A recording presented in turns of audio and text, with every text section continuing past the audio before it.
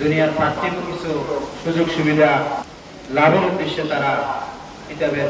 বাঁশখালী পৌরসভার মিয়ার বাজারের পশ্চিমে অবস্থিত আল কোরআন মডেল হিফজ মাদ্রাসার হিফজ সমাপনী শিক্ষার্থী হলরে সংবর্ধনা এবং সবক প্রদান উপলক্ষে দোয়া মাহফিল অনুষ্ঠিত হয়।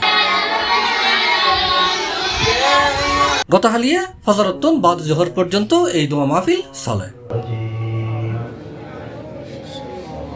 উল্লেখ্য 2023 সালের নিচে এই মাদ্রাসা প্রতিষ্ঠিত হয় আর এক বছরের মাথার এটা বহু ছাত্রছাত্রীত্ব 2 জন পবিত্র কোরআনে হাফেজ শেষ করছে। একই সাথে এই মাদ্রাসার আরো 4 জন শিক্ষার্থী সবক গ্রহণ করছে। أعوذ بالله من الشيطان الرجيم হিফজ শেষ করা 2 জন ছাত্রের মাঝে মোহাম্মদ রিফাত 16 মাসে এবং সাজ্জাদ হোসেন 14 মাস 10 দিনে হিফজ সম্পন্ন করে বলে মাদ্রাসা সূত্রে জানা গিয়ে। আর হিফজ সম্পন্ন উপলক্ষে তারা মাদ্রাসা কর্তৃপক্ষের পক্ষ থেকে সম্মাননা ক্রেস্ট এবং সংবর্ধনা দেওয়া হয়।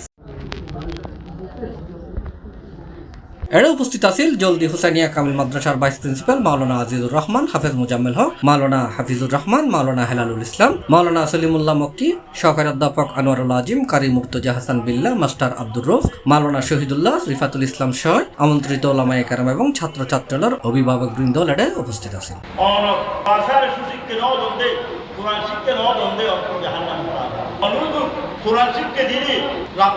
অনুষ্ঠান শেষে জলদি হুসাইনিয়া কামিল মাদ্রাসার ভাইস প্রিন্সিপাল মাওলানা আজিজুর রহমানের বিশেষ মোনাজাতের মধ্য দিয়ে অনুষ্ঠানের সমাপ্তি হয়।